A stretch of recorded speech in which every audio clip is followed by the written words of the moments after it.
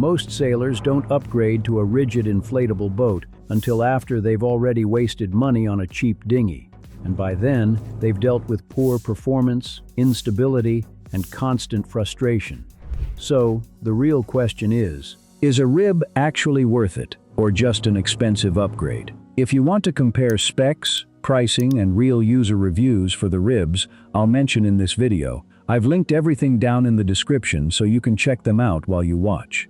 Let's break this down. A rigid inflatable boat, or rib, is exactly what it sounds like. You've got an inflatable tube, but instead of a soft bottom, it has a solid hull, usually fiberglass or aluminum. That one difference completely changes how the boat performs. It planes faster, tracks better, handles chop more confidently, and feels significantly more stable under load. And that's why so many cruisers eventually switch to ribs. But here's the catch. They're not for everyone. If you've got a smaller sailboat, limited deck space, or you need something you can deflate and store easily, a rib can actually become a problem instead of a solution. So before we get into specific models, you need to understand when a rib actually makes sense. If you're anchoring often, going to shore daily, carrying gear, or dealing with current and wind, a rib starts to make a lot of sense. If you're just doing occasional short trips in calm water, you may not need one at all. Now let's get into the best options, depending on your situation. Best overall, high-field ultralight rib. This is one of the most popular ribs for sailboats. It uses an aluminum hull, which keeps weight down while still giving you that rigid performance. It's durable, handles rough conditions well, and works with smaller outboards. If you want a reliable all-around rib that fits most cruising setups, this is a strong choice. Downside, still more expensive than soft-bottom inflatables, and not something you can pack away. Best budget option, Briss 10.8 feet inflatable boat with aluminum hull. This gives you that rigid hull performance at a much lower price point. It's not as refined, and the materials aren't quite at the level of premium brands. But if you want to step into the rib category without spending a fortune, it works.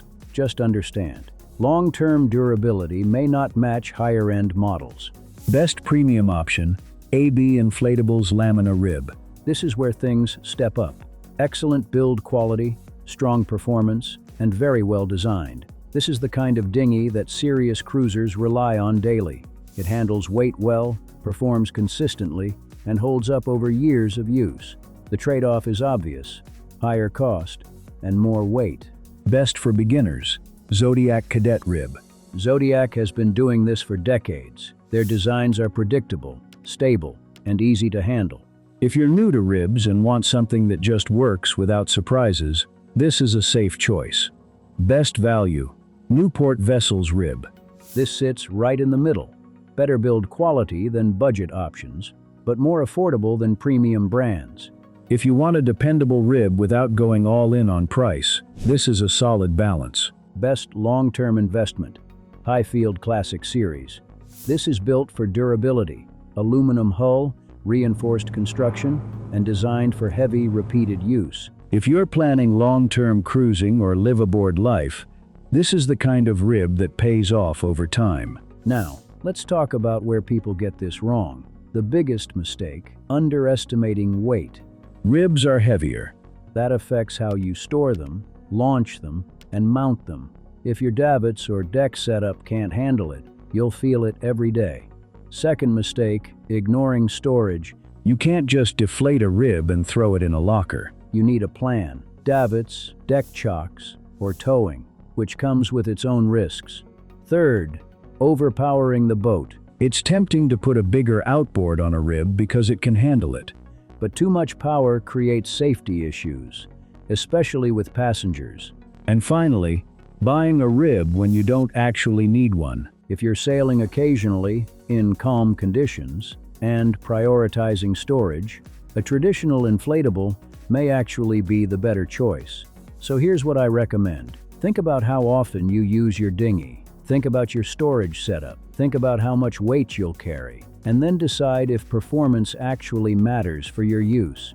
If you're comparing ribs right now, I've organized all the options I mentioned in the description so you can easily compare specs, sizes, and pricing side by side. At the end of the day, a rib isn't just an upgrade, it's a different experience on the water. If this video helped you figure out whether a rib is right for you, check out the links in the description where you can compare all the models and find the right fit for your boat.